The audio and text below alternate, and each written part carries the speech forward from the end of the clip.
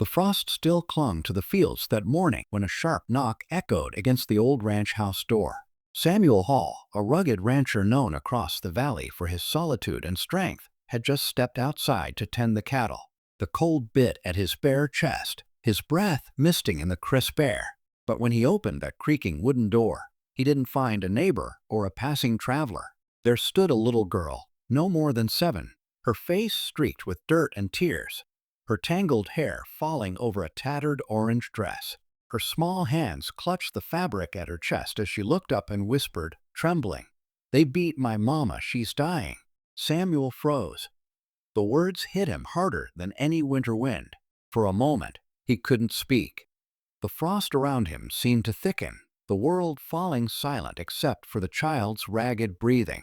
He looked down. Her boots were worn thin, her legs trembling from cold and fear. Behind her, the pine forest stretched dark and endless, hiding whatever horrors she'd escaped. He knelt, his deep voice softening. "Where's your mama, child?" She raised one small finger and pointed toward the woods. No more words, just a look that said everything. Samuel didn't hesitate. He grabbed his coat, wrapped it around her shivering shoulders, and followed her into the forest. Their footsteps crunched through frost and fallen pine needles. The girl, her name, he later learned, was Era, walked quickly despite her shaking legs, glancing back every few steps to be sure he followed. The deeper they went, the darker it grew. Then, in a small clearing, Samuel saw it, a leaning shack, its roof half collapsed, the door hanging by a hinge. From inside came the faint sound of coughing.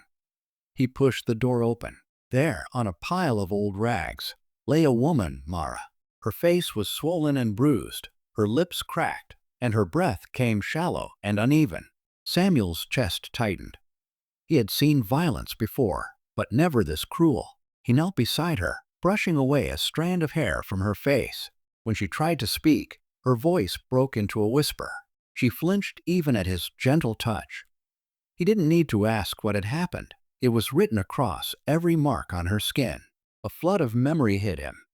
Years ago, his own sister had suffered under a cruel man's hand. Samuel had tried to save her, but he'd been too late. The guilt had haunted him ever since. But now, kneeling beside Mara, he felt that same fury rise again. Only this time, he swore he would not fail. He lifted Mara as though she were weightless, carrying her through the biting air back to his cabin, with Era close behind. Inside, he laid her on his own bed, lit the fireplace until the room glowed with warmth, and began cleaning her wounds. He wasn't a doctor, but ranch life had taught him how to tend the injured. Era stayed at her mother's side, clutching her hand. Between quiet sobs, she told Samuel what had happened, how the men her mother once trusted turned cruel after her father's death, how they beat her mother whenever anger rose, how last night their rage nearly killed her. Then they left her there to die. Samuel's jaw clenched. The fire in his chest burned like a forge, but he knew fury alone wouldn't save them. For 3 long days, he cared for Mara, cooking broth, sending for the town doctor, checking her through the night. Slowly, she began to heal. Her bruises faded, her breathing steadied, and her eyes, once clouded with pain, started to clear. Era, too, began to smile again. She watched Samuel feed the horses, followed him around the ranch, and even rode one of the gentler mares with his steady hand guiding her. For the first time in a long while, laughter echoed through the lonely cabin. When Mara was strong enough to sit up, Samuel knew what had to be done. He saddled his horse and rode into town. The saloon was full. The same men sat there, laughing, drinking, their cruelty hidden behind smiles. Samuel walked straight to their table. His voice was calm, but each word carried weight. "Mara and her child won't suffer under you again." The laughter died. One man sneered, but when Samuel's cold blue eyes met his, the room fell silent. The sheriff, alerted by Samuel's letter, stepped forward. Samuel laid out everything: the bruises, the doctor's testimony, the girl's words. There would be no escape this time. Justice, long delayed, had finally come. When he returned to the ranch, the sun was sinking low. Mara sat outside, wrapped in a blanket, Era curled against her side. When she saw him, her eyes filled with tears, not from pain, but from peace. For the first time in years, she felt safe. For Samuel, that moment was more than victory. It was redemption. In saving Mara and Era, he had healed something inside himself. The wound left by his sister's death, the guilt that had kept him alone all these years. Weeks passed. The ranch that once echoed only with the sounds of cattle now rang with laughter.